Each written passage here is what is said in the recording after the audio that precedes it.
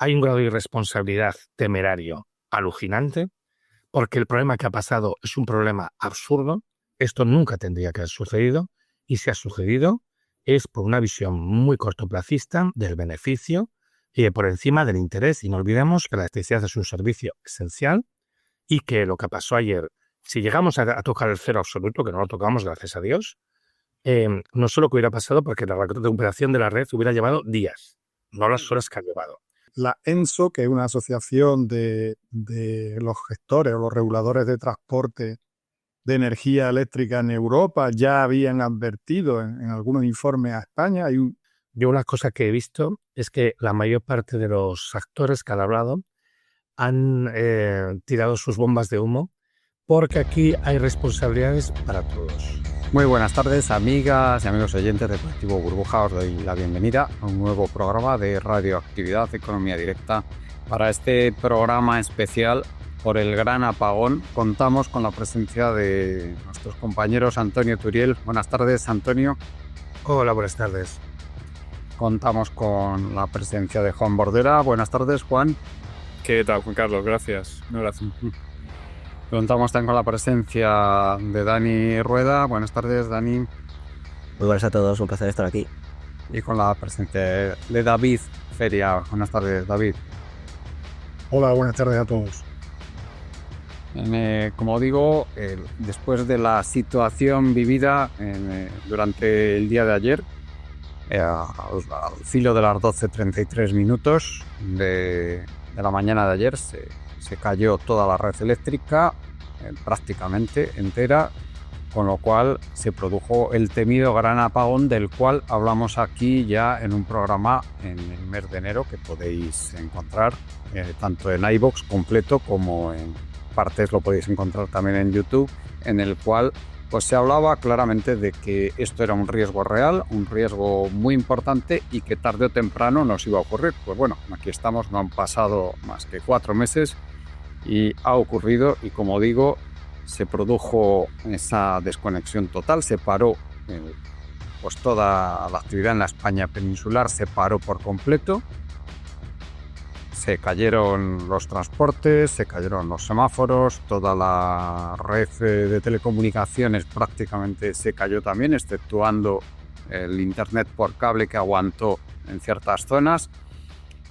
Y durante un buen número de horas pues nos temíamos que esto podía ser realmente importante, podía ser realmente grave, y afortunadamente tras un periodo más o menos prudencial empezaron a conectarse algunas subestaciones y finalmente se ha conseguido a día de hoy recuperar prácticamente por completo el suministro eléctrico. Aún así, el hecho ha sido gravísimo, uno de los peores apagones de la historia,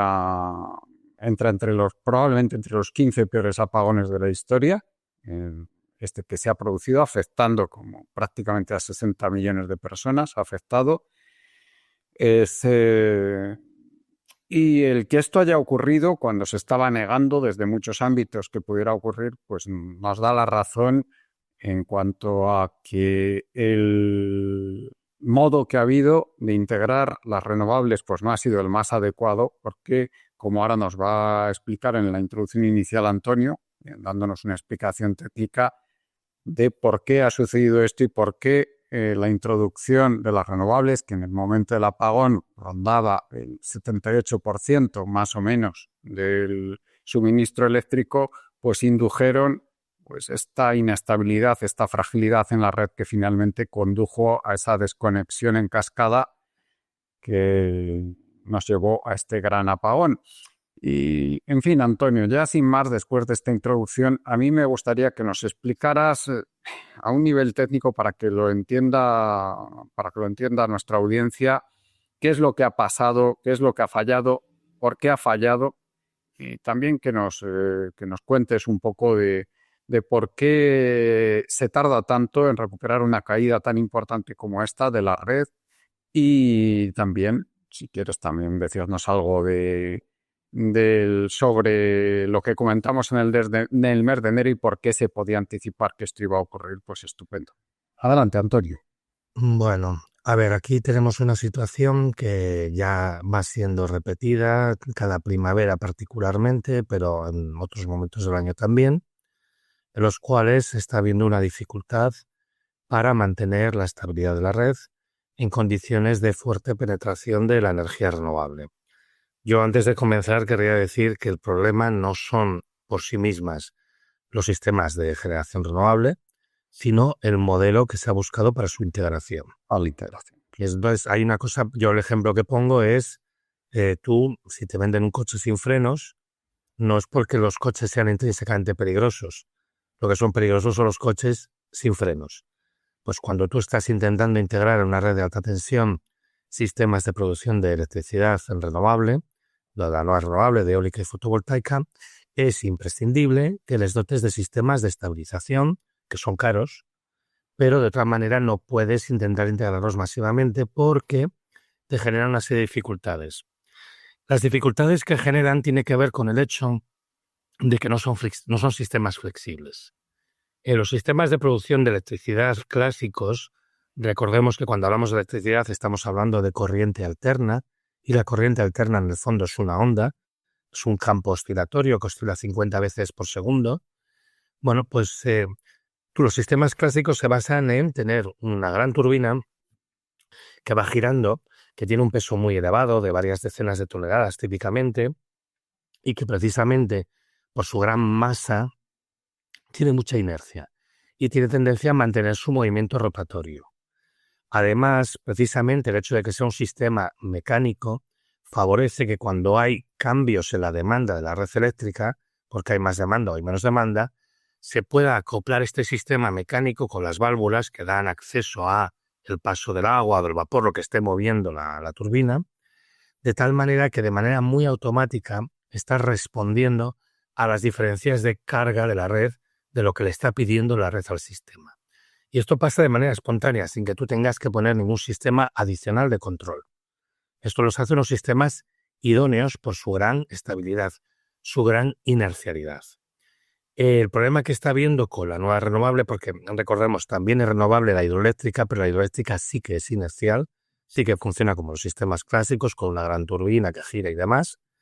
El gran problema que hay con la nueva renovable y particularmente con la fotovoltaica es que no funcionan de esta manera.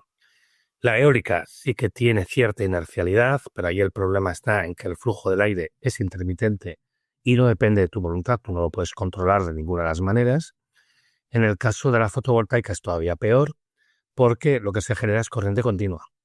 Y entonces tú tienes que tener unos dispositivos que se llaman inversores para acoplarte a la red, que esencialmente lo que hacen es copian el estado de la red para buscar el mejor acoplamiento entre la electricidad que se está generando y la que está circulando por la red en ese momento. Como copian, como hacen seguidismo, no son buenos para estabilizar la red, porque básicamente hacen lo mismo que hace la red.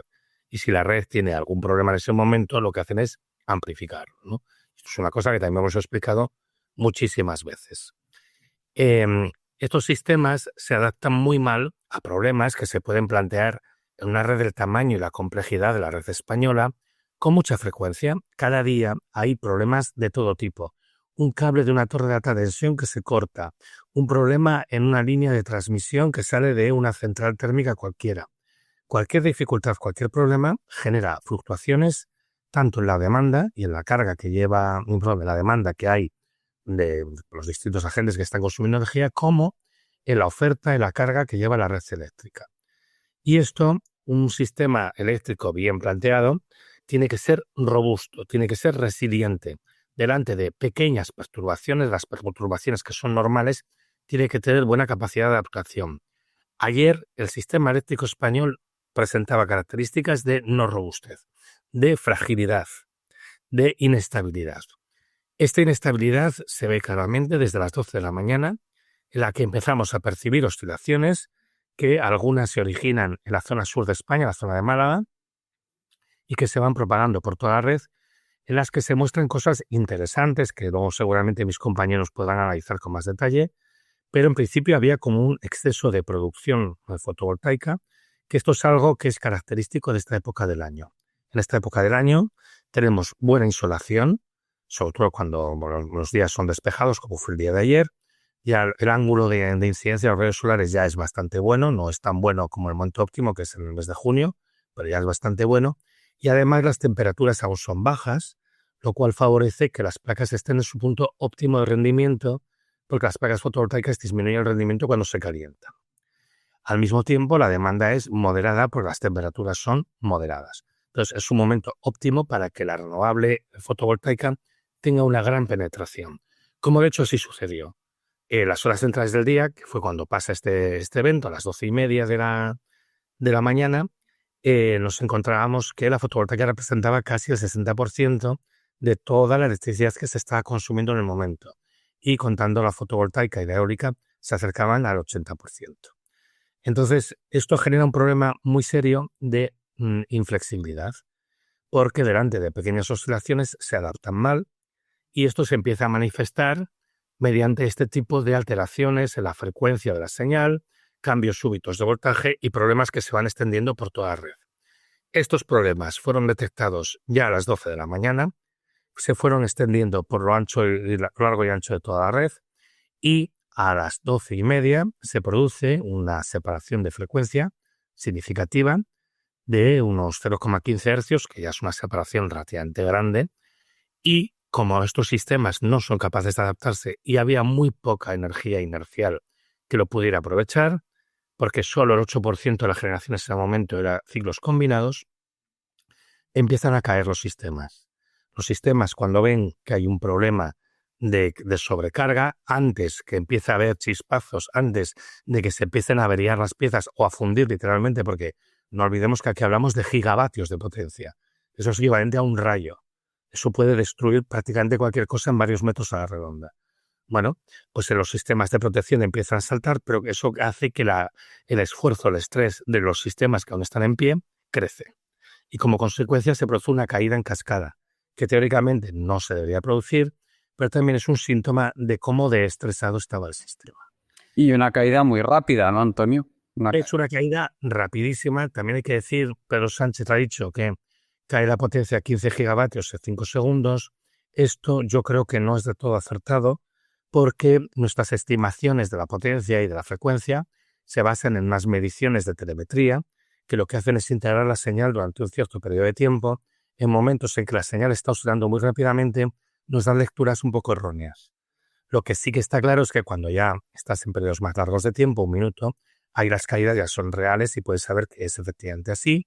Entonces, en un periodo de tiempo corto, evidentemente muy corto, se produce una caída en cascada. Yo creo que no así, uno fue en 5 segundos, pero evidentemente fue muy rápido, que tampoco tendría que haberse producido.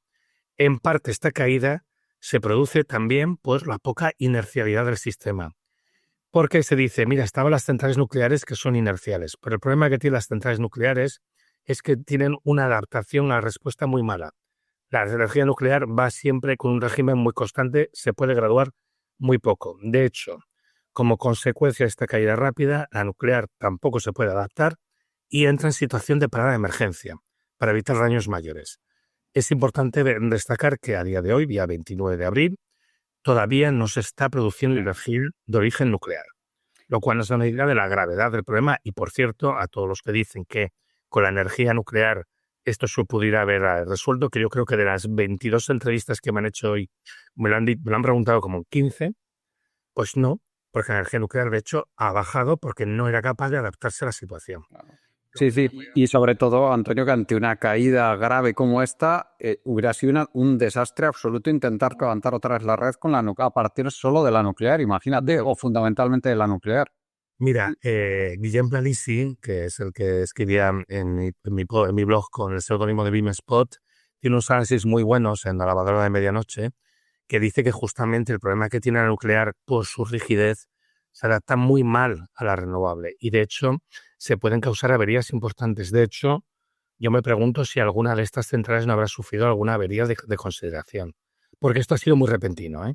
Esto, lo que es bastante preocupante del evento es su rapidez, porque en otras condiciones se hubiera dado una respuesta semejante a la que se dio en los 5 eventos del año pasado, que discutimos en el programa hace 3 meses, que es que empiezas a pagar la industria para compensar el hecho de que no tienes suficiente producción. Ayer no hubo esta opción, porque en cuestión probablemente de menos de un minuto todo esto se fue a la porra, ¿vale? El evento ha sido muy rápido, lo cual demuestra una inestabilidad y una falta de resistencia del sistema de producción muy preocupante, que aquí hay responsabilidades cruzadas de todo el mundo, hay responsabilidades del legislador, hay responsabilidades del regulador, la Eléctrica Española, que tenía que velar por que esto no pasase, y hay responsabilidad, por supuesto, de las empresas que han actuado de una manera temeraria y extraordinariamente irresponsable. O sea, que caso, tenemos una gestión temeraria de la red. es una gestión que Lógicamente por motivos económicos de los que hablaremos. Sí. está claro, porque ayer, hay, digamos, un problema económico a largo plazo y un problema económico a corto plazo. A largo plazo, no se puede instalar esta cantidad masiva de sistemas renovables sin sus sistemas de estabilización. Es lo que he dicho antes, tú no puedes vender coches sin frenos. Entonces, el problema no es la tecnología renovable. El problema es que la tecnología renovable implica en un sistema de alta tensión la necesidad de un sistema de estabilización. Esto es el ABC, esto lo sabe todo el mundo, seguramente Dani comentará algo después sobre esto, me imagino. Y esto lo que no puede ser es que a estas alturas nos encontremos con esta situación. Al principio de la introducción masiva de renovables, cuando eran minoritarias, la función de estabilización la hacía la red con el resto de sistemas que sí que eran flexibles y sí que eran adaptables. Pero en la actualidad, cuando te planteas grandes penetraciones, tienes que plantearte una cosa completamente diferente. Y tú no te puedes lanzar a estos porcentajes de producción renovable si no tienes estos sistemas bien cubiertos, bien construidos. En cualquier caso, como digo, este es el problema a largo plazo. Se tiene que invertir en sistemas de estabilización, como se está haciendo en toda Europa cuando se ha reconocido los problemas graves que se han originado en los años antecedentes. Y la otra cuestión es, no es aceptable que las centrales de gas de ciclo combinado estaban, excepto aquel 8% que estaba generando, el resto estaban en parada y muchas en parada fría. Es decir, no, se necesitaba horas para ponerlas en marcha. Y esto es inaceptable, porque estas centrales deberían de estar funcionando en un régimen lento para rápidamente, si era necesario, dar respuesta a los problemas de fluctuación que se pudieran dar. Seguramente no hubieran evitado todo este problema, pero hubieran ayudado mucho a disminuir su impacto primero y luego ayudar a la recuperación del sistema. Entonces, mi conclusión inicial es, hay un grado de irresponsabilidad temerario alucinante, porque el problema que ha pasado es un problema absurdo. Esto nunca tendría que haber sucedido, y si ha sucedido es por una visión muy cortoplacista del beneficio y por encima del interés. Y no olvidemos que la electricidad es un servicio esencial y que lo que pasó ayer, si llegamos a tocar el cero absoluto, que no lo tocamos, gracias a Dios, no solo que hubiera pasado porque la recuperación de la red hubiera llevado días, no las horas que ha llevado. También en ese sentido, y esto lo tengo que decir, hay que agradecer el esfuerzo ingente de los técnicos de la Red Eléctrica Española, que en un tiempo récord han sido capaces de restablecer, no completamente, pero sí la mayoría del sistema, demostrando primero de todo que son unos profesionales como la copa de un pino y que además estoy seguro que están hartos de hacer advertencias a sus jefes de que las cosas no se hacen así. Y ya para acabar mi exposición inicial y dejar margen a mis compañeros para que expliquen todos los detalles que hay, que son muchos, sobre todo este primer planteamiento, el por qué se tarda tanto en recuperar la red. Bueno, el problema que tú tienes cuando estás trabajando con corriente alterna es que todos los sistemas de generación tienen que estar perfectamente acoplados con la señal que tiene la red. Y eso implica que tiene que entrar en sincronía. Entonces, en el momento que tú pierdes la sincronía, tienes una dificultad de ir reconectando toda la red, porque además no puedes hacerlo por islas y luego esperar que las islas se sincronicen entre ellas, porque cada isla puede tener unos cuantos sistemas que ya están acoplados, están sincronizados entre ellos, pero si tienes un desfase con otra isla, conseguir que se alineen sería un proceso lentísimo. Lo que se suele hacer más bien es tomar un punto de referencia y a partir de ahí se va resincronizándolo todo. Y eso implica por fuerza un proceso lento. ¿Qué se hizo ayer? Empezar a resincronizar desde Francia y desde Marruecos, que eran los puntos que estaban anteriormente sincronizados. Seguramente la sincronía se acaba perdiendo con el tiempo si los puntos están desconectados, pero bueno, era la mejor estrategia. Yo creo que fue una estrategia acertada y a partir de aquí, pues poco a poco se fue avanzando hasta que se pudo tener un esqueleto de sistemas ya reconectados, resincronizados, y a partir de aquí pues extender a todas las áreas adyacentes. es un proceso forzosamente lento. Aún hay la suerte de que se perdió 60% de la potencia, pero se mantuvo aún relativamente a un 40% de la potencia del momento del desastre, y también eso ayudó a que la resincronización fuera más rápida. Pero es un proceso intrínsecamente lento, intrínsecamente pesado, y si tienes que partir de un cero total, es lentísimo. Y esto es una cosa que ayer nos arriesgamos a que nos sucediera. Como digo, no hay ninguna razón técnica para que esto suceda. España no está limitada en su capacidad de producir electricidad, y si esto ha pasado, ha sido por un exceso de codicia y por una falta de visión bastante grave, ¿no? Ahora tenemos una situación en la que además tenemos las centrales nucleares paradas y, por ejemplo, hoy día 29 de abril, el 40% de la generación proviene de los ciclos combinados. Es decir, estamos quemando gas a mansalva en un momento en el que lo podríamos ahorrar. Con lo cual, encima, esto va a hacer que la factura de electricidad se va a encarecer, y hay que pensar que aunque se ha conseguido restablecer la red eléctrica, el sistema aún está en un estado de cierta precariedad. Con lo cual va a estar todavía unos días que ya esté lo suficientemente consolidado para empezar a pensar en volver a integrar las renovables, de la manera masiva, y en volver a integrar la nuclear. Aquí también hay muchas lecciones a aprender, y hay límites a la integración de la renovable, sobre todo con este sistema incompleto de no contar con sistemas de estabilización, y hay muchas lecciones y muchas lecturas que sacar aquí. Y bueno, esto sería un poco mi valoración. Luego hablaremos de lo que implica introducir esos sistemas de estabilización, no solo a nivel técnico, sino económico, porque obviamente no es algo que salga gratis ni remotamente, y probablemente esa sea la causa de que no se haya hecho hasta ahora. Bueno, probablemente no. Sabemos que esa es la causa de que no se haya hecho hasta ahora. Hay un tema, David, si te parece, te voy a pasar a ti. Voy a hacer antes un comentario abundando en lo que has dicho, Antonio, de que esto se podría haber evitado, y del tema de la codicia. Sabemos también que se produjeron en la media hora anterior a la caída de la red, hubo dos periodos entre las 12:03 y las 12:07 en que hubo unas oscilaciones muy fuertes en la red, y otra vez entre las 12:19 y las 12:22, antes de que a las 12:33 ya finalmente se cayera la red completamente, hasta con esa pérdida súbita de esos 15 gigavatios. ¿Por qué no se introdujeron por qué no se introdujo a las 12:03? No se desconectaron las fotovoltaicas que se tenían que haber desconectado. ¿Por qué no se introdujo la hidráulica que estaba ahí? Se podía haber introducido de forma muy rápida, porque realmente había mucha reserva de hidráulica en aquel momento disponible, y probablemente también había bastante de ciclos combinados, a pesar de que la gran mayoría estaban en parada, como tú has dicho, Antonio, pero había muchos más funcionando antes de que empezara la producción de fotovoltaica, y esos entendemos que estarían en aquel momento en condiciones de entrar de una forma rápida. Entonces, ¿por qué no ha pasado esto? Lógicamente, aquí la sospecha principal es que fue por codicia, como tú has dicho, Antonio. Fue para evitar el que se dejara de ganar dinero con esa fotovoltaica a precio garantizado, y que hubiera gente muy poderosa que, obviamente, los grandes inversores en fotovoltaica, que dejaran de ganar ese dinero.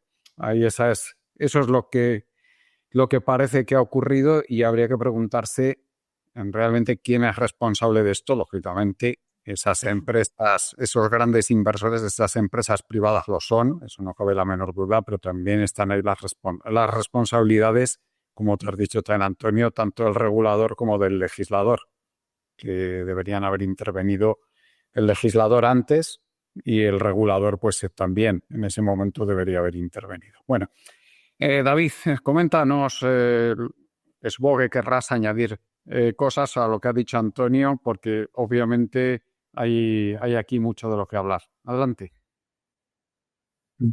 Sí, yo suscribo plenamente lo que dice Antonio, lo venía advirtiendo ya, incluso bastantes otras personas. Por ejemplo, la ENSO, que es una asociación de los gestores o los reguladores de transporte de energía eléctrica en Europa, ya habían advertido en algunos informes a España. Hay por ahí un Twitter de la red eléctrica, un X de la red eléctrica diciendo que no había riesgo el mismo día 9 de abril, que no existe riesgo de apagón, y citando un informe de la ENSO, de esa asociación europea, donde se advertía ya de que existía un riesgo cierto de que el incremento, como iba ocurriendo, de renovables, como ha comentado Antonio, sin otro tipo de medidas adicionales que limiten el riesgo, pues que iba a provocar ese problema. Incluso la Comisión Nacional del Mercado de Valores también tiene otro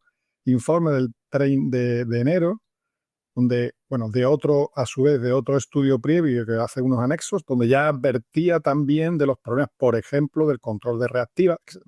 En realidad es lo mismo, son términos parecidos en cuanto a la capacidad para gestionar frecuencias o para gestionar los ángulos de fase, etcétera. Pues se usan los términos de frecuencia, a veces se usan los términos de reactiva, etcétera, porque es uno de los problemas clásicos que tienen cuando tú generas con inversores, que además metes una serie de armónicos en la red, porque los inversores no es como una máquina rotativa que hace una sinusoide bastante perfecta, lo hace a través de un conjunto de ondas, de microondas, que es lo que hacen los inversores electrónicos, ¿no? Que complican un poco, generan armónicos, a veces pueden producir incluso problemas en otro tipo de equipos, en variedad de frecuencias.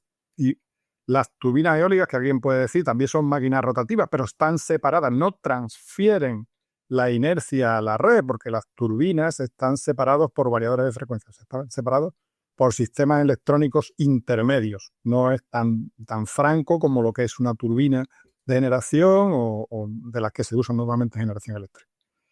Y pues ahí lo que se veía, un poco ya se veía venir, el tema es que por lo que se ve los días antes ya, lo que había ocurrido es que la nuclear había bajado una barbaridad su consumo, había 2 centrales nucleares produciendo 2 y pico, o 3, no sé si eran 2 o 3, pero muy pocas, con respecto al parque de 7 nucleares que tenemos en España. Habían bajado radicalmente, creo que estaban en 3 gigavatios por ahí suministrando, el equivalente a 3 grupos de 2 centrales, y básicamente es un valor bajísimo. ¿Por qué? Porque los precios de electricidad al mayorista estaban en unos valores bajísimos. Entonces, ¿qué estaba ocurriendo? Que con esa presión estaban tensionando la cuerda. Se ve perfectamente cómo en los días anteriores, a las 6, a las 7 de la mañana, había una importación brutal de otros sistemas, básicamente de Francia, que son los que importan. Entonces, la red de Francia, que tiene una capacidad de 3,8 gigavatios, a veces estaba a punta de 2 y 2 y pico. O sea, estaban llevando la red al máximo de importación, porque ahí le estaba sobrando seguramente a Francia electricidad. Y después ocurría el fenómeno inverso, que nosotros, a las horas del día donde más se generaba fotovoltaica, que nos estaba sobrando por todos lados, pues estábamos devolviéndoselas a Francia, ¿no? Que supongo que tendrá allí una punta de consumo mayor y le venía bien. Y era un poco como se estaba compensando la red en estos días. Los ciclos combinados estaban desaparecidos. Tengo que corregir un poco a Antonio, porque en realidad a las 12:25, 12:30, poco antes de empezar el problema, los ciclos combinados estaban dando un 3%. Una cantidad ridícula comparado con lo que normalmente estamos acostumbrados. O sea, todavía que son los sistemas de respuesta rápida por excelencia, que son las turbinas de gas, básicamente, después la turbina de vapor también que va detrás en ciclo combinado, pero la turbina de gas, que es la primera, es como la de los aviones, que eso arranca instantáneo, pues estaban prácticamente por los suelos, o sea, muchas en paradas frías, porque no era rentable mantenerlas siquiera en parada caliente. Y todo eso, pues, es un cóctel. Efectivamente, yo no sé exactamente qué ha pasado, no lo sé. Desconozco exactamente el evento o los eventos que han disparado toda la cadena. Y la sospecha es eso, que había una producción excesiva, que se estaba contando con o bien exportarla a Francia y cayó algo en Francia, o bien internamente cayó la demanda en algún sitio y entonces produjo la inestabilidad, que parece que es una inestabilidad de sobrecarga, no era una estabilidad de subcarga, de hacia abajo. No lo sé.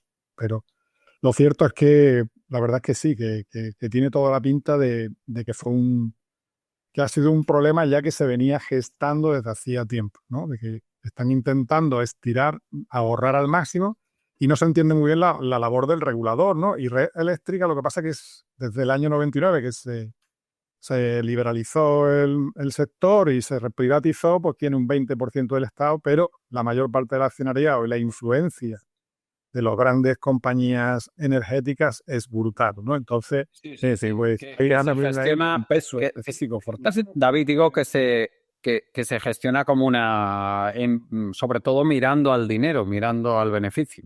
Es lo que quiero decir. También, desgraciadamente. Claro, no se gestiona pues tomando, claro, se están tomando riesgos que después, bueno, pues tienen una repercusión inmensa, pero que se arriesga por el tema de que económicamente pues puede tener mucho interés hacerlo de esa manera. Lo que ha comentado Antonio, bueno, hay dos niveles, bueno, varios factores que influyen en el uso de las renovables, desde luego. El equilibrio de la oferta-demanda, que es muy necesario, después la propia estabilización en sí de la potencia reactiva y de los factores de potencia, que, bueno, que se hacen con condensadores síncronos, donde en otros sitios se están utilizando antiguas plantas de generación eléctrica como motores síncronos para estabilizar la red, los embragues síncronos, o sea, hay un montón de tecnologías, no son baratas, no son fáciles, no son que se ponen y mañana están y que cuestan dinero, pero que son necesarios, sobre todo cuando tú empiezas ya a irte por encima del 50 y tantos por ciento, del 60. Ahora, hoy Red Eléctrica no ha pasado del 50% entre eólica y fotovoltaica, que son las que de verdad tienen el problema de inercia, que no tienen inercia ninguna, ni en tensión de cortocircuito, ni en respuesta en frecuencia.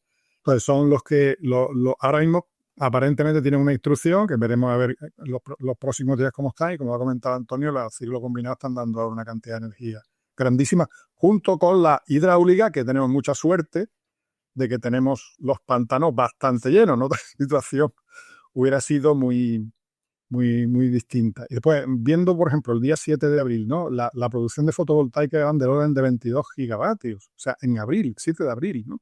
Yo no sé, en julio o en agosto, con la potencia instalada, ¿dónde puede llegar? O sea, 22, no. Eso no se dio el año pasado prácticamente en todo el año. O sea, aproximó 21 gigavatios en julio, etcétera, ¿no? O sea que se han ido instalando con una facilidad y sin ningún tipo de cortapisa una cantidad de energía que, bueno, que tendrán que, yo supongo que los responsables se tendrán que plantear a partir de ahora qué, ¿no? Que es la pregunta un poco a Antonio y a todos, ¿no? Bueno, y ahora, ¿qué va a pasar, no? Que un poco la ciudadanía está un poco... Y luego ya hablaremos en otro programa, no, porque no es el tema de este, pero ya hablaremos de las consecuencias que va a tener a nivel económico todo esto para el sector de las renovables, porque las va a haber, ¿eh? Ojo, porque... Que lo que dice Antonio también es cierto.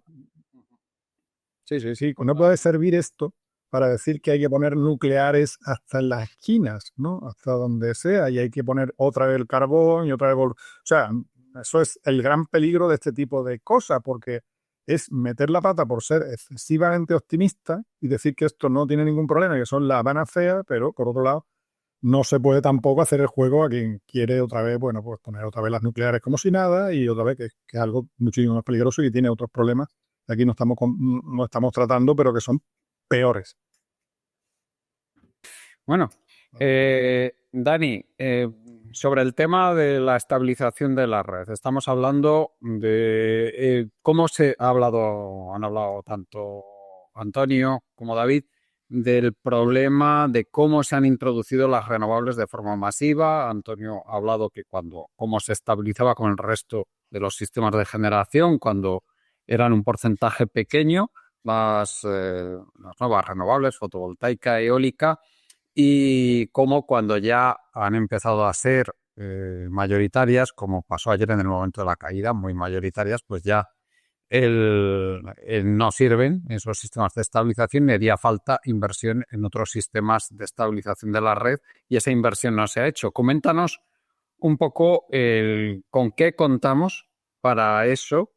Se está hablando de los sistemas de bombeo inverso, se está hablando de las baterías, en fin, pero claro, de lo que no se está hablando tanto es de cómo repercutiría eso finalmente en la rentabilidad de los proyectos renovables. ¿Qué pasaría con los costes si se introducen estos necesarios sistemas de estabilización? Pues los costes, pues que no salen los números. A ver, lo primero querría remarcar, porque me parece muy importante, lo ha comentado Antonio, ¿no? La diferencia de la fotovoltaica a la gente, explicarle. A la eólica quizá no tanto, pero de que no tiene inercia, pero tenemos que pensar que el sistema eléctrico lo hemos construido alrededor de los sistemas de generación que hemos creado y que todos, menos la fotovoltaica, se basan en quemo algo para calentar vapor y que hace generar una turbina. Y en eso, sobre eso, hemos creado nuestro sistema. Ahora de repente hemos metido un elemento que no funciona así para nada y que necesita unas reglas de juego totalmente distintas y que requiere de almacenamiento propio, un almacenamiento distinto que los otros sistemas no requerían. Y hasta ahora hemos tirado de que lo hemos balanceado con los otros sistemas. Y como dices, cuando llegas a un 70% de eso, como no tengas los sistemas para hacer ese balance, tienes un problema. Entonces quería incidir en que es una muestra más del cambio de sistema que no se está haciendo, porque un sistema basado en renovables es igual a almacenamiento a cascoporro, almacenamiento para electricidad. Y de eso no tenemos. Cuando miramos los números absolutos, la mayoría de la energía la tenemos almacenada en forma de combustibles. No tenemos sistemas para almacenar energía de forma masiva para lo que pasó el otro día, que necesitas en 2 segundos, necesitas una cantidad de energía bestial. O sea, no es inconcebible el tamaño de la batería que necesitarías para poder solventar eso. Dicho eso, cuando hablamos de este tipo de balances, tenemos que tener en cuenta muy importante la relación potencia-energía que puede dar las baterías o los distintos sistemas. David ha comentado los volantes de inercia o distintos tipos de sistemas. Claro, lo que pasa es que por lo general los tipos para almacenar energía eléctrica tenemos 2 parámetros. ¿Qué potencia me puede dar ese sistema? Es decir, qué tan rápido lo puedo cargar y descargar, qué tan rápido reacciona y cuánta energía le puedo poner. Y el coste es inversamente proporcional. Los sistemas que pueden darte muchísima potencia son muy caros el vatio hora, ¿sabes? Es muy caro poner mucho. Y los sistemas que pueden almacenar mucha energía responden muy lento, con lo cual si les quieres pedir que respondan rápido te sale muy caro, porque los tienes que sobredimensionar muchísimo. De hecho, más o menos, si tenemos en cuenta sistemas como los volantes de inercia o supercondensadores que se pueden emplear para una situación como la que hemos hablado, que estamos hablando de respuestas de segundos. No estamos hablando de minutos, segundos. Cualquier cosa que vaya por debajo de 10 minutos, una batería es mala opción, porque la vas a destrozar. No te vas a ir a cuenta ponerla para darle 3 ciclos y fuera. O la tienes que sobredimensionar de unas maneras que es una locura. Entonces, este tipo de sistemas te pueden costar tranquilamente 30 veces más. Estos volantes de inercia, estos supercondensadores, te puede costar 30 veces más el coste del megavatio hora para poder asumir la potencia que requiere. Con lo cual, a la gente no le está haciendo las cuentas. Y ahora mismo se está usando mucha batería de ion litio porque los precios de las baterías de ion litio están por el suelo. ¿Y cómo se utilizan las baterías de ion litio? Pues multiplicando por 10 la capacidad que requiere estas propiedades. Las están ciclando más o menos de un 45 a un 50%, las tienen en ese rango de carga, para tener margen por si se va un poquito más, pero el trabajo útil está entre un 45 y 55%, para que sí la vida útil sea muy larga. El resumen de esto es que se están sobredimensionando los sistemas de baja potencia en este caso, para que puedan cumplir con la potencia que se quiere, un poquito como lo que digamos que se hace en los países nórdicos que tienen tantas presas que pueden sostener estos sistemas. ¿Por qué? Porque al tener un sobredimensionamiento tan grande de presas, sí que pueden responder con esa potencia. Nosotros no tenemos tantas presas para poder responder a esa potencia. Hay una cuestión fundamental de todas las tecnologías de almacenamiento, que es esa velocidad de respuesta. Y si no es muy rápida, voy a tener que sobredimensionar para poderlo dar. Entonces, un sistema como este necesita apoyo de múltiples tecnologías. No se trata de una única tecnología. Y aquí está donde entra la complejidad de utilizar este tipo de sistemas fotovoltaicos o las eólicas. Que además no es simplemente almacenamiento, necesito almacenamiento de distintos tipos para cubrir distintas escalas temporales y distintos rangos de energía.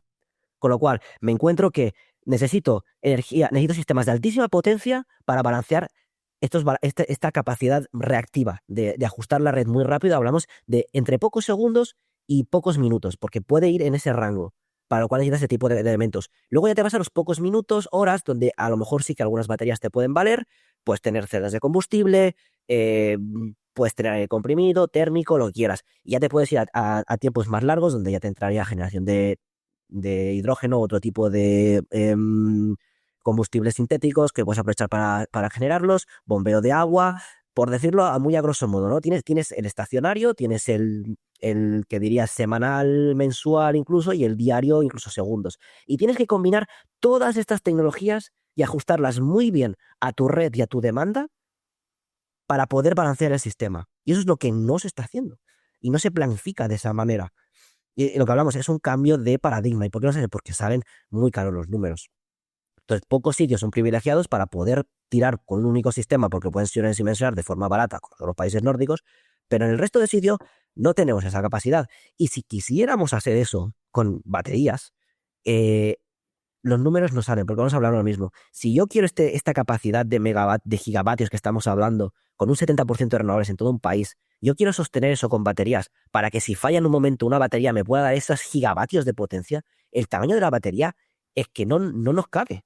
No nos cabe. Y si todos los países del mundo quieren hacer eso, no tenemos nada. Ya no hablo de litio, no tenemos ni cobre, ni aluminio. O sea, no tenemos...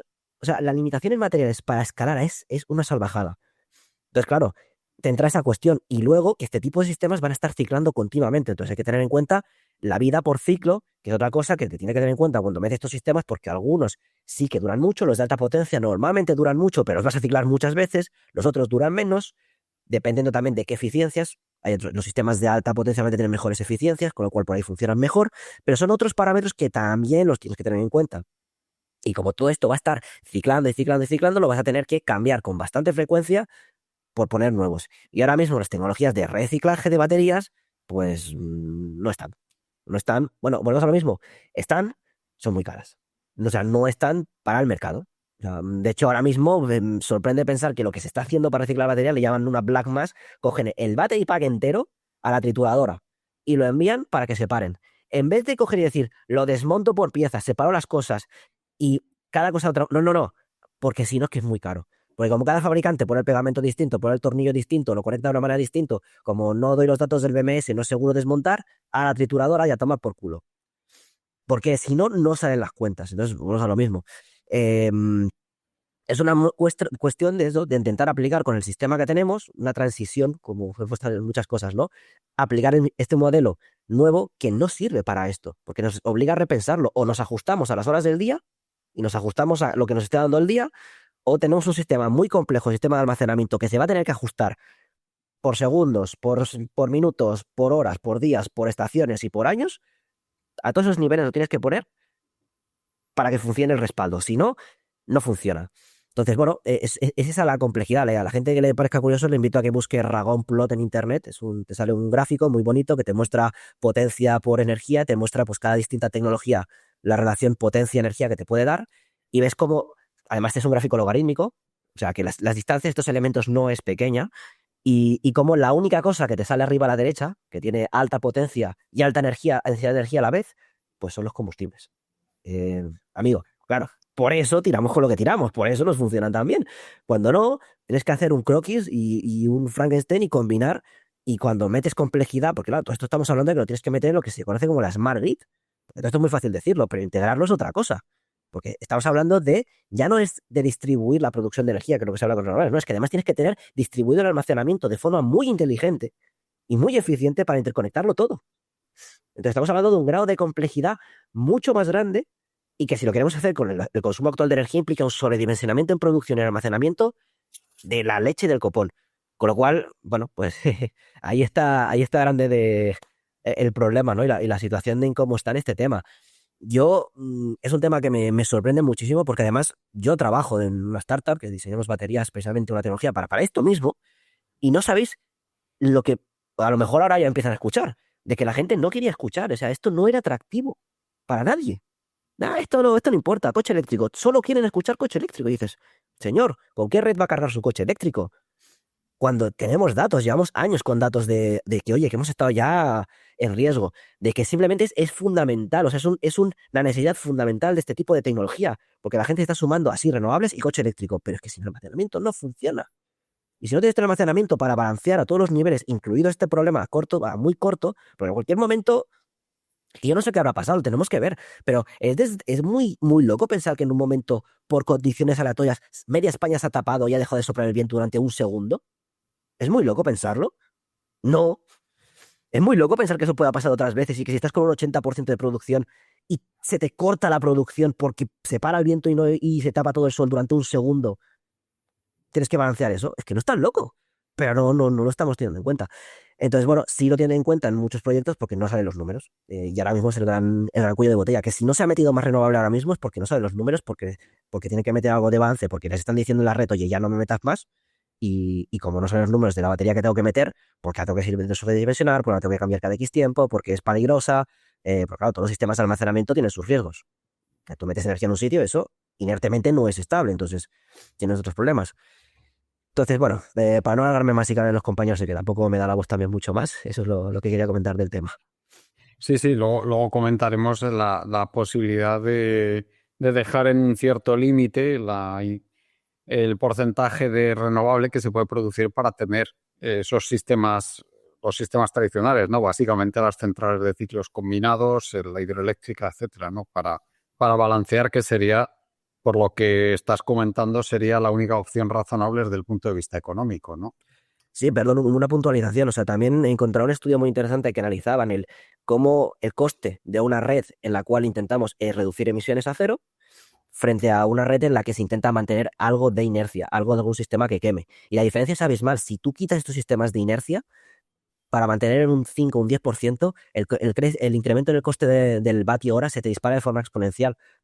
¿Por qué? Por el coste de almacenamiento con estos otros sistemas, que es muchísimo más caro. Ya, entiendo. Bueno, Juan, estamos hablando de responsabilidades. Básicamente, lo que está claro es que esto no se ha gestionado bien, como han dicho los compañeros. Nos vas a dar tu opinión sobre qué es lo que piensas de cómo se ha gestionado esto y sobre dónde crees que debe recaer la responsabilidad de lo que ha pasado, dónde crees que está la responsabilidad de lo que ha pasado, por qué crees que se ha gestionado mal todo este tema para acabar en semejante situación. Cuéntanos, Juan, ¿qué piensas de todo esto? Además, tú que conoces bien los entresijos de lo que se cuece ahí en la política. Claro, es que yo ahora que estoy viendo desde dentro el hemicirco, que le llamábamos, ¿no? Hay algunos compañeros ahí dentro. Yo estoy ahora en el Parlamento, encima en el de Valencia, que ha tenido la tragedia de la Dana. Estoy viendo mucha hipocresía a un nivel muy difícil de explicar, en un momento en el que la tragedia es ya, pues eso, a un nivel, pues lo que hemos estado advirtiendo también en el otro tema, que es el que realmente obliga a hacer esta transición energética, porque no ha salido mucho en el debate anterior, pero dejando a un lado quién es más responsable o quién es menos responsable, que eso es algo que habrá que ver con el tiempo, aunque está claro que todo apunta hacia intereses empresariales y hacia un modelo suicida, es que el otro problema, que es el del cambio climático, es el que nos obliga a acelerar una cosa que, pues, haciendo un chiste con el nombre de cierta persona que igual tiene responsabilidades, no por ser un gran corredor y querer ir muy rápido significa que lo vayas a hacer muy, muy bien, ¿no? Que lo vayas a poder afianzar con el tiempo. Entonces, en esto de la transición energética hemos querido ir con una velocidad que necesitamos, pero que no estamos del todo preparados.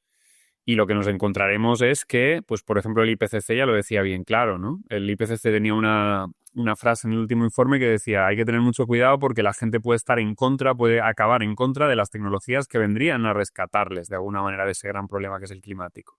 Porque lo estamos haciendo muy mal, se está explicando peor y además hay un triunfalismo asociado a este modelo de transición que es muy peligroso, porque entonces es la fórmula perfecta para que te vengan desastres de estos y la gente no lo vea ni siquiera venir, la gente que está al cargo, ¿no? Porque ahí, ¿qué podríamos decir? Bueno, ahora comentaban el tema de, pues, por ejemplo, los precios, ¿no? Es decir, es que no son solo... O sea, en el hidrógeno verde está pasando lo mismo, en la captura y secuestro de carbono está pasando lo mismo, son tecnologías que están ahí y que deberían de ser implementadas lo más rápido posible si es que fueran útiles, en los casos en los que lo sean, porque el hidrógeno verde puede tener aplicaciones, pero no para lo que se ha contado, ¿no? Y para lo que se quiere vender, que en el fondo aquí está la historia, y es que hay mucho interés en que esta transición funcione porque hay mucho dinero en medio, porque las grandes empresas necesitan un disfraz para pasar, pues eso de llamarse Cepsa a Moeve, ¿no? Y de tantas otras, y entonces tenemos un problemón enorme que a mí lo que me preocupa de todo lo que habéis ido contando es que lo entiende muy poca gente. Es decir, es que lo que habéis contado hay que traducirlo, porque si no, la gente se pierde entre los bulos, entre Ayuso diciendo que esto es culpa de Perro Sánchez, el PP hoy también arrimando la escuela sardina diciendo que Red Eléctrica lo sabía y no avisó, como para también un poco decir, mira, otro acceso como Amazon, ¿no? Y en el fondo aquí se está generando un caldo de cultivo que es muy peligroso, porque lo que la gente se está quedando con toda esta transición que se ha querido acelerar mal y que se ha querido vender mal para sacar negocio, para hacer negocionismo con ella, pues lo que la gente se está quedando es que las renovables pueden ser parte del problema en vez de la solución. Y esto es algo que tenemos que evitar, que cale, porque ahí sí que tenemos el gran problemón, y es que, bueno, ahora además tenemos otro problema, y es que, claro, con esta competición estúpida que hay entre la nuclear y la renovable, que yo creo que viene un poco agravada también por el contexto de que Francia necesita que su precio de la nuclear sea competitivo, entonces aún le choca más, ¿no?, la renovable española, y entonces se generan ahí una serie de condiciones de contorno que hay que explicar bien y que hay que intentar evitar estos choques estúpidos que hay a veces entre pronucleares, prorrenovables, y que luego además se generan bandos irreconciliables. Y por eso yo ahí hay una propuesta que sí que, o sea, suscribiendo mucho también todo lo que habéis dicho antes de que en el fondo esto hay que ser muy claros, esto va de nacionalizaciones, así de simple. Esto va de asumir que el modelo de transición energética que se ha querido pintar de verde es un modelo que como mínimo es prácticamente imposible de hacer rápido y bien, y que además es un modelo que a día de hoy parece que tiene unos límites tremendos de materiales y que está repleto de colonialismo, sutil o menos sutil, pero que en el fondo si se quisiera hacer rápido y bien para una parte del planeta sería a costa de la otra, ¿no? Esto es así. Y luego además se cuenta con factores de contorno estables, porque estamos hablando mucho de la propiedad necesaria que tiene que tener un montón de hidroeléctrica, las presas, pero estamos hablando de un ciclo hidrológico ya, porque se está desestabilizando totalmente y te llueve en un sitio lo que te caía en un año y medio te cae en un día y luego tienes 11 meses de sequía, que lo hemos visto aquí en mi tierra, ¿no? Entonces, y lo hemos visto en tantos otros sitios, lo cual acelera aún más también una serie de condiciones de contorno inestable que no entran en las hojas de Excel de estas planificaciones que se quieren hacer. Entonces, ¿qué podríamos hacer para salir de esto? Porque yo creo que es lo que la gente quiere saber, y eso es lo que yo creo que deberíamos de aprovechar a la siguiente ronda de cada uno. Sí. ¿Qué propuestas? Yo creo que hay una en concreto que es el poner a la gente que sabe, ¿no? Y esto lo hemos hablado Antonio y yo y hemos escrito sobre ello varias veces. La transición energética es un auténtico laberinto. Es muy técnico, es un tema que tiene demasiados matices que son difíciles, digamos, de disciplinas que son muy específicas, que no puede hablar cualquiera. Yo, por ejemplo, no me siento capacitado, ¿no?, como para proponer el modelo que necesitaríamos. Sí que tengo claro algunos de los contornos de ese modelo, pero creo que lo que sí que es imprescindible no es tanto el qué proponemos, sino cómo vamos a pensar que eso puede llegarse a cabo. Porque al final esto es o un proceso de democratización que ponga, igual que en una asamblea ciudadana o en un consejo de sabios, llamámoslo como queramos, un soviet verde, me da igual, algo que ponga al mejor conocimiento disponible, técnico, a dialogar con la ciudadanía, elegida por sorteo, para que precisamente de esas decisiones entre lo que es el conocimiento más aparentemente técnico y alejado de intereses económicos al máximo posible y lo que es el saber popular, se tiene que llegar a un acuerdo, porque si no, al final, lo de la dictadura de los técnicos tiene muchos peligros y estamos viendo que la democracia, la socialdemocracia tal cual la tenemos, pues tampoco funciona. Entonces, ahí solo hay dos salidas. Yo esto lo he dicho también alguna vez con Antonio delante y me da miedo que cada vez se está haciendo más realidad. O el decrecimiento se gestiona de manera vox populi, de manera democrática, el decrecimiento es inevitable, es una cuestión objetiva, científica, o será gestionado vox a secas, en el sentido de que o lo elegimos gestionar de una manera democrática o irá ganando el autoritarismo, como estamos viendo,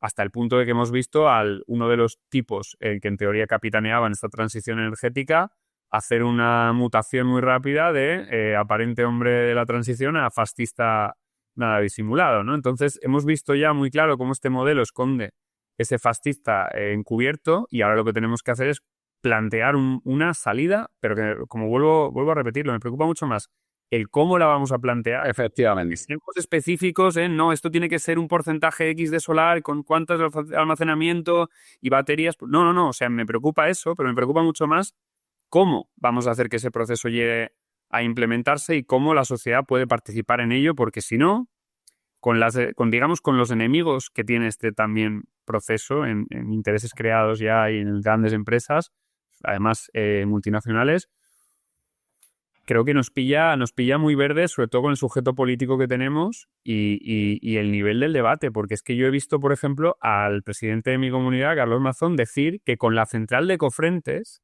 el País Valencià, la Comunidad Valenciana, tenía energía infinita. O Esto lo ha dicho en sede parlamentaria. Sí. El presidente de un parlamento autonómico, justo antes de la Dana, lo dijo. Entonces, si el nivel del debate es que una central nuclear que solo provee electricidad, cuando la electricidad es una cuarta, una quinta parte de lo que es la energía que se usa en un territorio industrializado como el nuestro, diga esas burradas y que la gente se las trague hasta el punto de que tenga apoyo, nos da un poco la idea de que sí, tenemos que ser muy específicos, y yo entiendo que, por ejemplo, Antonio, con todos los ataques que ha recibido, tiene que ir al milímetro para precisamente decirlo de la mejor manera posible, que no le puedan atacar, porque ha sido un valiente y ha sido una persona que se ha arriesgado y ahora está viendo cómo, pues bueno, ahora a ver qué dicen, ¿no? Tantos de estos que decían que eras un agorero y que eras un catastrofista, seguro que se están acordando de ti estos últimos días bastante, y más que se van a acordar, porque es que hay una obviedad y es que este modelo está fallando. Y aquí lo que nos tenemos que plantear es cómo hacemos digamos, el contorno, el entorno de ese modelo, cómo hacemos el suelo, digamos, para que luego ya podamos construir ese modelo de una manera que sea pues, lo más democrática posible, porque si no vendrá un dictador de turno y nos lo impondrá. Efectivamente. Es que yo creo que Juan, que vamos, me parece interesantísima tu intervención, güey. Yo creo que el análisis político de todo este tema es de lo más interesante. Pues por una parte tenemos a la gente de siempre hablando del camelo climático, ya sabemos quiénes son y que lo que hay que hacer es volver al gas, a la nuclear, al carbón, en fin. Luego tenemos a los que ya dicen que son la gente razonable, en que hablan de mezclar renovable, gas y nuclear, pero que nunca hay que sacrificar la economía al medioambientalismo. Después tenemos yo los llamo los tecnoflipados, que hablan de que aquí todo se va a resolver mediante la tecnología, metiendo nuclearis como si no hubiera un mañana, sin pensar para nada en el peligro que esa proliferación supone, y que están hablando muchas veces de tecnologías que simplemente son, en el mejor de los casos, prototipos, como puede ser el torio, y no digamos ya la fusión, de lo que hablamos hace ya unas semanas, largo y tendido aquí en Radioactividad también, con Villatoro, y que por supuesto no hay uranio para implementar la única tecnología probada que existe con todos los peligros que tiene, pero aunque se quisiera tampoco hay uranio para implementarla a gran escala. Y luego tenemos este modelo en que se niega el modelo del Green New Deal, que podemos llamar, que se niegan a reconocer que la renovable eléctrica industrial es mucho más cara de lo que nos han contado, y que, pues, porque como ya hemos dicho aquí, hay que contar con nuestros sistemas de estabilización de la red, que tenemos también una enorme, como tú has hablado de ese colonialismo, esos límites materiales que existen y que están ahí, y que no lo pueden reconocer porque si no se les pondría la opinión pública en contra. Y luego el único discurso razonable, que a mí me parece que estoy completamente de acuerdo, es que no hay ninguna solución mágica, que la única transición posible es hacia consumir menos, es decir, ese decrecimiento del que acabas de hablar, y que nadie lo pone encima de la mesa, por supuesto, a nivel institucional. ¿Y por qué pasa esto? Pues porque no interesa a nadie con poder. Porque consumir menos es terminar con el crecimiento económico, y terminar con el crecimiento económico es socavar completamente los fundamentos del capitalismo, que se basa, ese capitalismo que se basa en última instancia en que las desigualdades son aceptables porque la riqueza se crea y siempre puede haber más riqueza para repartir o pagar a quien se lo merece, entre comillas, reciba esa recompensa que se crea de nuevo. Pero si no hay crecimiento, el capitalismo deja de ser aceptable. Y a lo que iríamos, si no le ponemos remedio, sería a una sociedad estamental que mantenga a la población sometida mediante una mezcla de religión, de costumbre y de fuerza. Y los poderosos, evidentemente, quieren evitar el que lleguemos, quieren evitar al máximo, diferir al máximo el llegar a ese punto de bifurcación en el que la alternativa sería esa sociedad estamental, o una sociedad que sería una sociedad basada en la democracia, una sociedad basada en el respeto por el medio ambiente y, por supuesto, una sociedad decrecentista. Y de eso es de lo que vamos a hablar ahora de la mano de los compañeros en esta segunda ronda. Antonio, desde luego aquí hay un tema político gravísimo encima de la mesa y un tema que hay que resolver. ¿Qué piensas? Bueno, yo creo que aquí al final es un poco el planteamiento que tú has hecho. Las soluciones que se están discutiendo como si fueran las soluciones razonables, todas pasan por la preservación a ultranza del capitalismo. Y no nos engañemos, al final la razón por la cual gente como yo cae tan antipáticamente, ahora cuando estáis comentando, me han llegado los comentarios que han hecho unos ingenieros de Cataluña sobre mis intervenciones de las últimas horas, y es muy gracioso porque los argumentos técnicos son los mismos que doy yo, pero aprovechan para decir, es que Turiel solo hace que protestar y no da ningún tipo de argumento ni solución. Digo, chicos, ¿y cuáles dais vosotros? Pues un poco lo que se ha hablado de este programa, almacenamiento, cambios en el sistema de gestión, no sé qué, digo, pero chicos, esto lo es siempre, es que ya lo sabemos. Pero es lo que ha explicado Dani, ¿cómo narices haces eso? Si las necesidades que tú tienes para poder hacer un sistema con la capacidad de respuesta actual, si todo fuera renovable, son literalmente materialmente imposibles de satisfacer los suficientes materiales. Yo creo que es importante empezar a reconocer que es necesario un cambio en el consumo. Y yo creo que es importante empezar a darse cuenta de que no estamos en ninguna situación en la que se pueda mantener el crecimiento. Es decir, lo que hay que hacer es apostar por sistemas que funcionen, por soluciones que sean implementables. A mí siempre cuando la gente me dice, es que usted no tiene fe en el progreso, en la ciencia, en la tecnología, y yo digo, mire, primero todo yo soy científico y eso casi por definición quiere decir que no tengo fe. Pero aparte de todo, yo creo que hay una cuestión que es muy sencilla. Vamos a trabajar con lo que tenemos y si por algún milagro hay algún gran avance, no se preocupe que lo vamos a aprovechar. Nunca se ha dado en la historia de la humanidad que delante de un gran avance nos haya aprovechado. Pero ahora mismo lo que no podemos hacer es trabajar bajo la hipótesis de que se va a producir un avance espectacular mañana a las 3:30 porque a mí me resultaría muy conveniente. Esto es una estupidez. Aquí el problema de fondo es, por una parte, que nadie quiere atrever, no sé, nadie se atreve al criticar abiertamente el modelo clasentista, nadie se atreve a decir hay que abandonar el capitalismo antes de que nos hagamos más daño, porque ya nos estamos haciendo mucho daño aquí y en otros países. Esa es la primera cuestión. Y ya, hablando en concreto del problema que nos ocupa hoy, yo una cosa que he visto es que la mayor parte de los actores que han hablado han tirado sus bombas de humo porque aquí hay responsabilidades para todos. Hay responsabilidades para el gobierno. Hay responsabilidades para los gobiernos anteriores. Hay responsabilidades para el legislativo, para el regulador, para las empresas, para la Comisión Europea, que ha apretado muy fuerte para ir en una dirección que no es la correcta.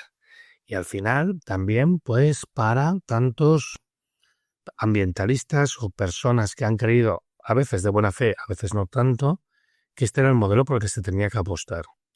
Aquí yo creo que lo que había que hacer es, bueno, un acto de humildad, de reconocimiento de, mira, nos hemos equivocado, hay estos problemas, reconozcámoslos y empecemos a trabajar. Lo que no puede ser, que esto es lo que también ha dicho antes Juan, es que las personas que llevamos ya tiempo diciendo, oye, hay estos problemas, que yo no lo digo para molestarte, es que los hay, hayamos sido tan duramente atacadas e incluso ahora que los problemas están emergiendo con violencia, todavía haya una dificultad de reconocer que se han equivocado. Porque no pasa nada, todos nos equivocamos, si es que no hay ningún problema.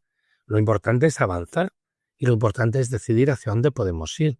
Pero si seguimos emperrados en que aquí lo que hay que hacer es mantener un sistema que no funciona, pues ahí sí que tenemos una dificultad gravísima.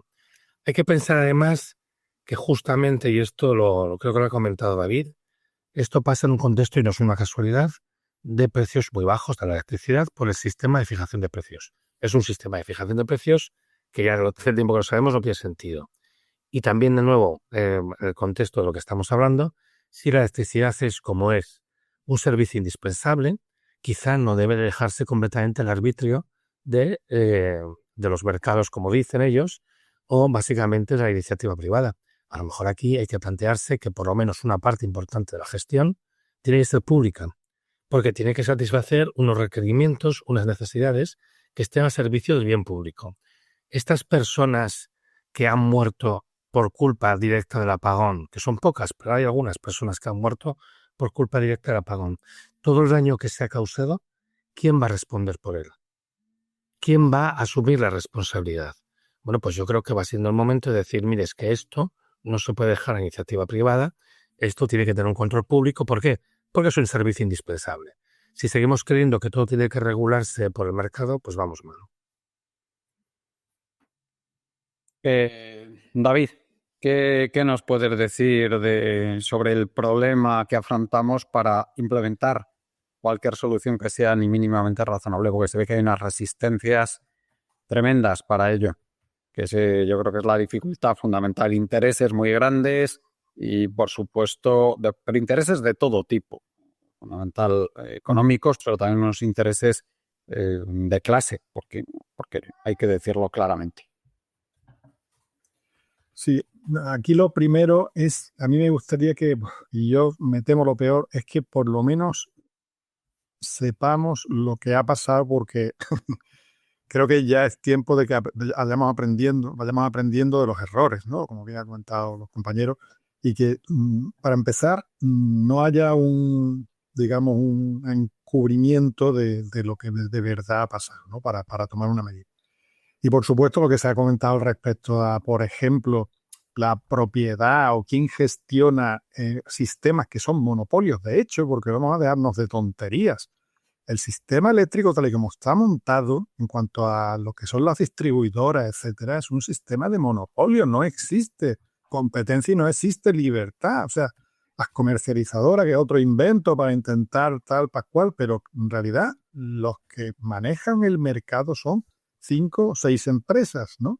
Y la red eléctrica está totalmente controlado por ellos, por la gestión de la red eléctrica está controlada por estas mismas empresas, como buena parte de los políticos que ya sabemos dónde terminan sus vidas políticas, ¿no? En muchos casos, ¿no? Entonces, hay un tema aquí que es, bueno, que se está viendo y yo me temo que con el tiempo se verá cada vez peor, ¿no? La confluencia de intereses encontrados entre ese grupo de empresas que representan intereses de gente de muchísimo dinero y el resto del país, ¿no? Entonces, bueno, pues si se quiere hacer una cosa medianamente decente en cuanto a ir transicionando hacia un sistema renovable con mayor capacidad y cada vez menos consumo de fósiles, menos dependencia exterior, porque se trata también de eso también, ¿vale? Porque, bueno, todo el mundo asume que las cosas van a ir siempre igual a nivel geopolítico, que vamos a tener problemas de ningún tipo, y lo que estamos viendo es que el mundo está cambiando muy rápidamente. Entonces, pues efectivamente, el tema de la planificación, que ahora suena como, bueno, como algo totalmente, bueno, como si tú fueras un auténtico energúmeno o un loco, o es peligroso, ¿no? Planificación, Dios mío, ¿qué estás diciendo? Como iba la Unión Soviética, que ya se disolvió. Entonces, ese tipo de cosas, pues hay que ir perdiéndole un poco el miedo, porque es que, por ejemplo, hay países que se han desarrollado, que han mejorado una barbaridad su infraestructura, etcétera, y ha sido solo y exclusivamente por planificación, igual que estamos viendo en la industria europea que se está desintegrando. En cambio, otros países están creciendo precisamente su industria porque tienen un tipo de planificación a medio largo plazo, no al trimestre, no con los resultados del balance económico de este trimestre que sube las acciones o bajan o yo qué coño. Entonces, todo ese tipo de cosas habrá que írselas planteando porque, claro, como bien dice Teuriel, esto está empezando, ¿vale? Entonces, este tipo de cosas, pues, habrá que la ciudadanía, yo espero que se vaya un poco, que ese es otro grandísimo problema, ¿no? La manera en que se puede hacer eso, este tipo de cosas, como este sistema que está la gente estamos tan atrapados en él, la dificultad que tiene para que exista un movimiento de verdad de concienciación o de que de verdad la gente, porque la inercia, el sistema tiene una inercia bestial, el primer impulso es que, bueno, las cosas sigan como mínimo como está o un poquito en el sentido, digamos, que a lo mejor no nos gusta a nosotros, que es que de mayor consumo, de mayor disponibilidad de recursos para cada uno individualmente y de la familia, etcétera. En fin, que la cosa es muy difícil sinceramente, es bastante difícil de romper, ¿no? La vía del miedo, digamos, tiene sus limitaciones. O sea, la vía digamos, de alguna manera despertar entre la gente la idea de que puede pasar tal y cual es complicado. Es complicado porque no tiene un recorrido demasiado grande, ¿no? Entonces, ahí es donde está fundamentalmente el problema, ¿no? En algún aspecto hay que advertir, en otros aspectos hay que dar mensajes más positivos también, ¿no? Claro, miedo, pero hay que darle a la gente esperanza también y darle una salida Claro, exactamente. Tiene que ser las cosas, las cosas van a ser diferentes, pero pueden ser mejores en muchos aspectos. No.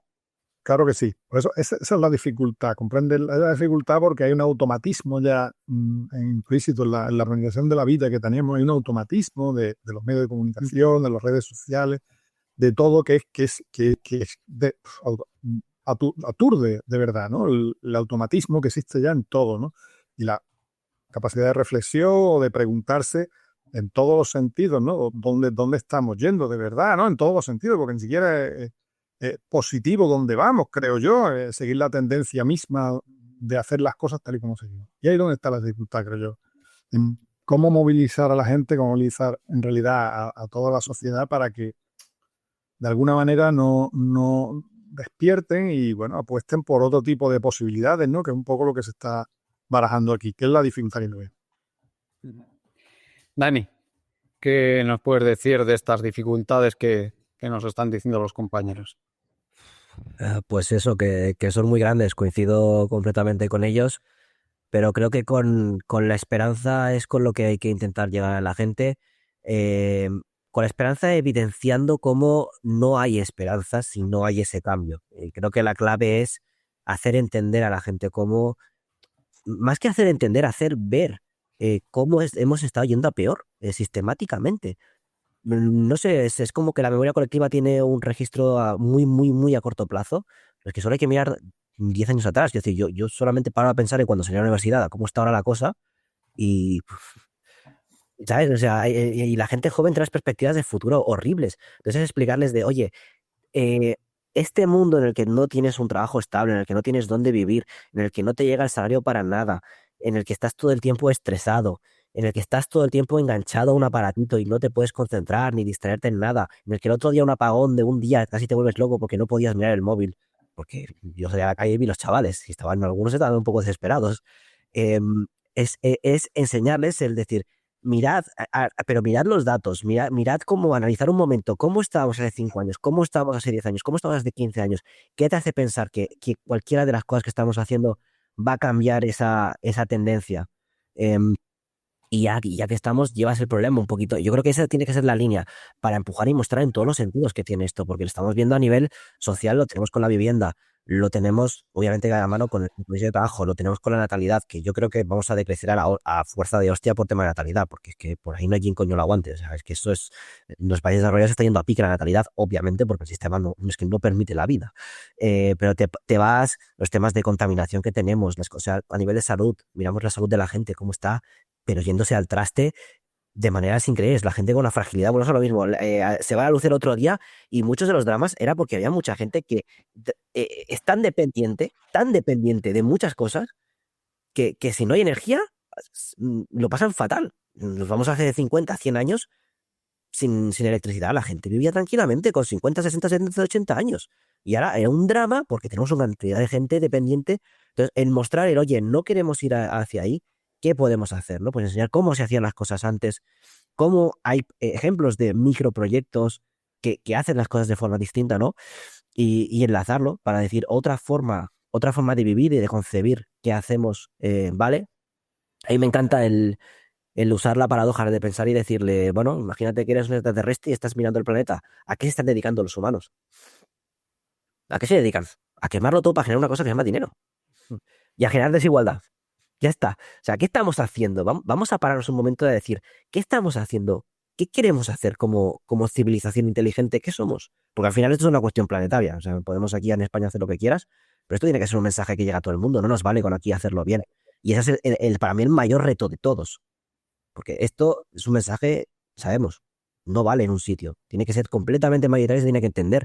Entonces, va por esa parte de plantearnos seriamente hacia dónde queremos ir, con todo el conocimiento que tenemos, con toda la tecnología que tenemos, como nunca hemos sabido en la historia de la humanidad, dónde estamos y a dónde vamos. ¿Qué vamos a hacer? ¿Qué hacemos a partir de ahora? Nunca la humanidad tiene la capacidad de dirigir su rumbo de tal manera en muchísimos aspectos. Ya lo podemos hacer simplemente para empezar, para no autodestruirnos. Entonces, creo que por ahí yo apelaría a utilizar estos mensajes. pero bueno, puede ser que no funcione, ¿eh? Quiero decir, yo es lo que se me ocurre como mejor solución, no lo sé.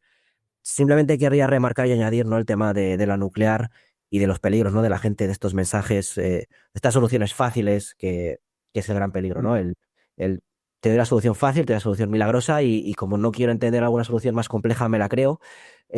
Incidir, ¿no?, en que estas soluciones fáciles y milagrosas nos han llevado a donde estamos. Explicar a la gente otra vez el tema de la nuclear, lo que os he dicho, ¿no?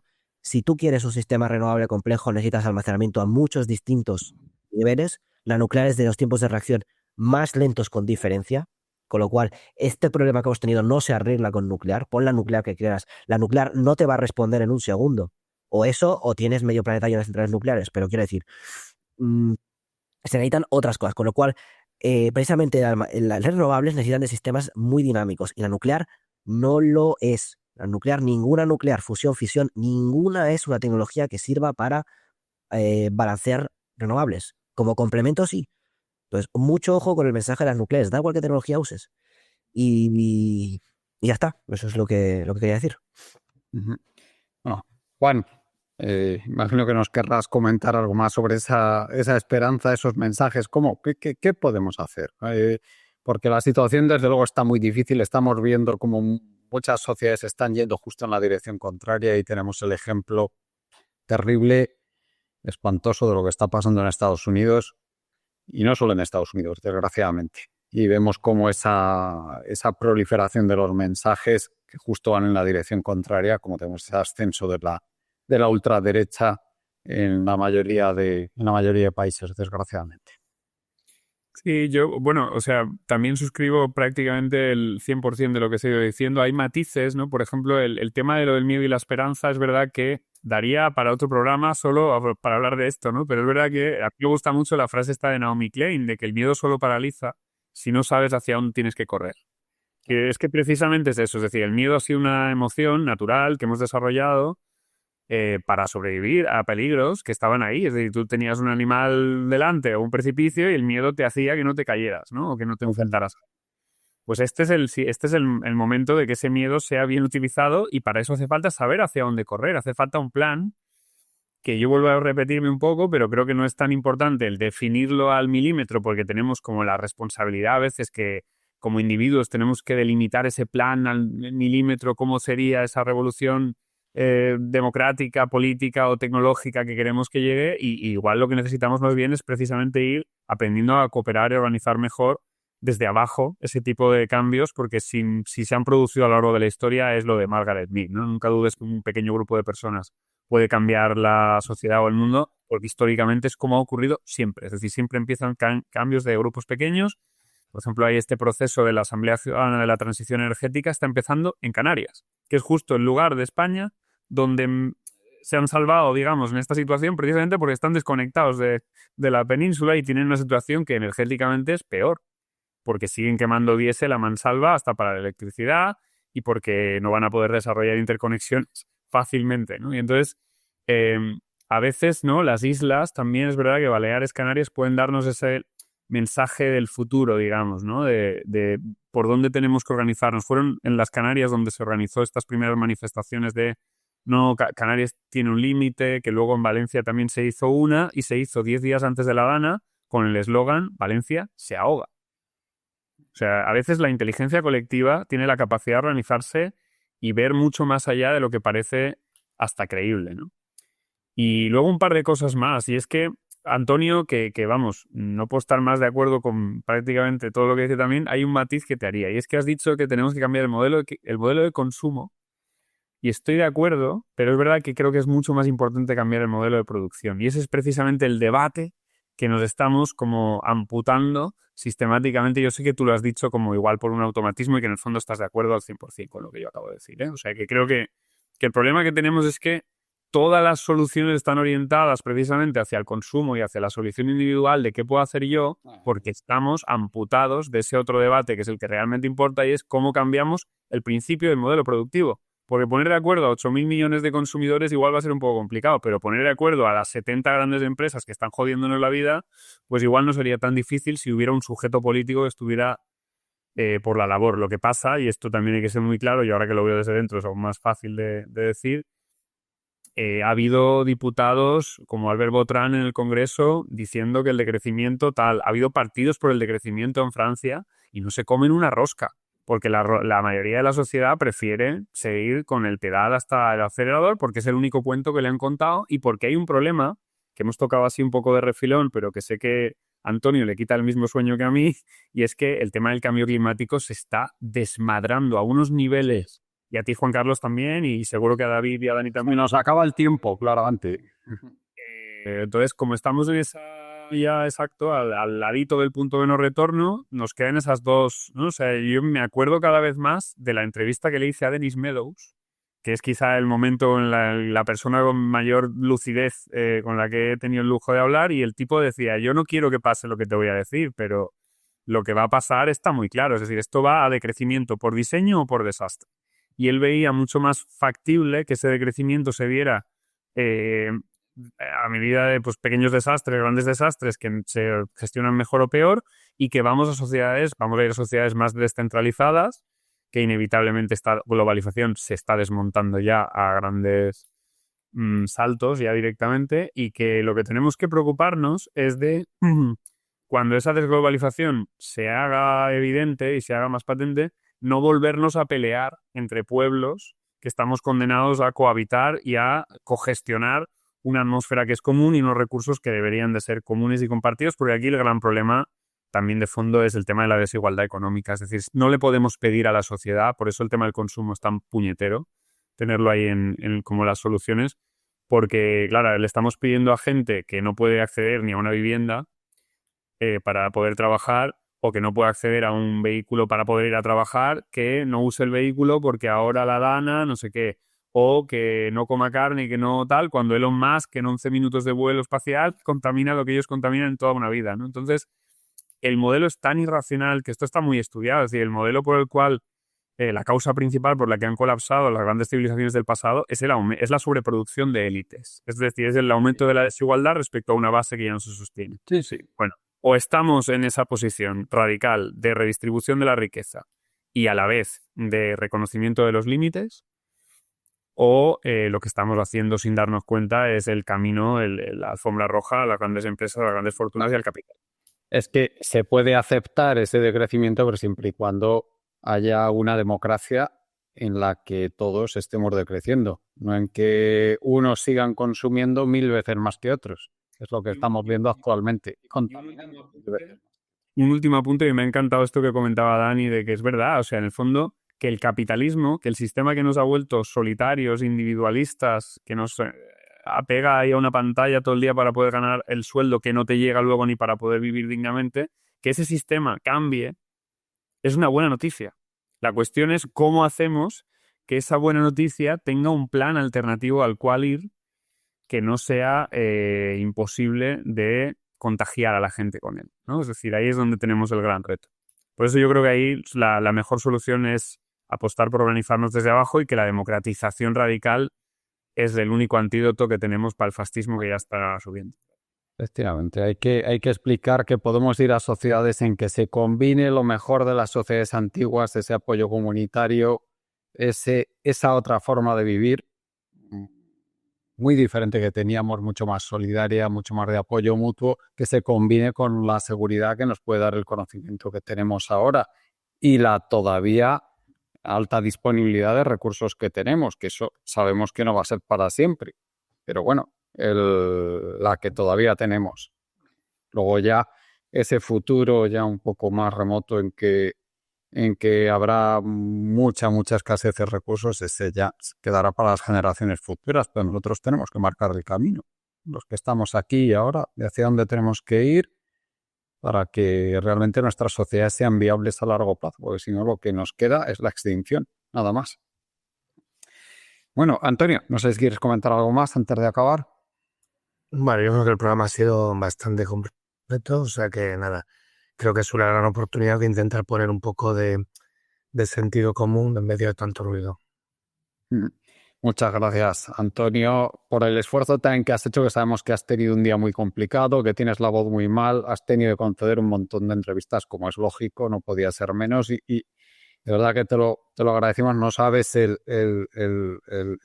bien que haces de verdad difundiendo lo que sabes y tu forma de ver las cosas entre cuanta más gente mejor.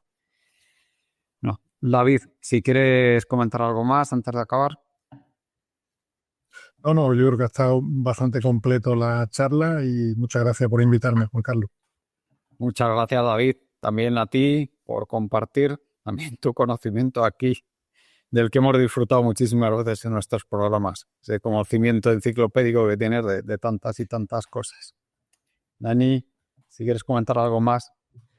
Bueno, muy brevemente incidir, ¿no? En el que ya no se trata solo de, aunque lo que hiciéramos no fuera ningún problema planetario, es algo que nos está matando como personas, como sociedades, nos está matando y hay que insistir, ¿no? Por la doble vía de que es muy malo para nosotros mismos, lo estamos viendo a todos los aspectos a nivel de las personas y las sociedades y recordar simplemente de que sí estamos en unos límites muy terribles con el cambio climático, pero yo quería otro día hablar en un programa de que para mí es un problema muy, muy grave y ya lo hemos pasado el límite crítico de la contaminación. Sí. Y parte del problema de salud que tenemos es la contaminación y el tema de la contaminación es, bueno, es que no hay palabras, o sea, es terrible y yo no sé si nos va a matar antes, porque realmente el tema de la contaminación... Es el peor virus. Ahora mismo, a nivel de límites sobrepasados, yo... No sé, yo me estaba evolucionando. Porque si los temas de los antibióticos, o sea, la resistencia a antibióticos sigue creciendo por estos problemas,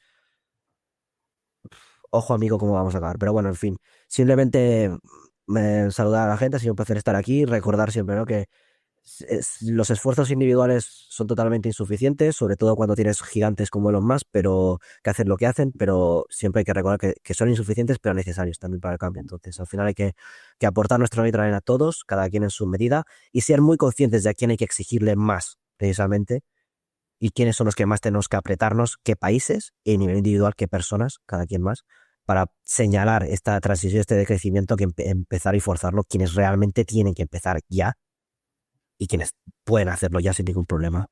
Y ya está, un placer y muchas gracias por invitarme. Lo mismo digo, muchas gracias a ti, Dani, gracias por compartir también todo tu conocimiento aquí, un privilegio tenerte como siempre. Y Juan, por último, si quieres añadir algo más antes de acabar. También muy breve, que primero agradeceros el nivel maravilloso técnico, que creo que ahí ha quedado muy claro, y luego también el humano, que se nota también en las aportaciones, ¿no? Al debate, que realmente es complejo. Antonio esto lo dice mucho, ¿no? De que él se hizo físico porque realmente lo otro es lo más difícil, ¿no?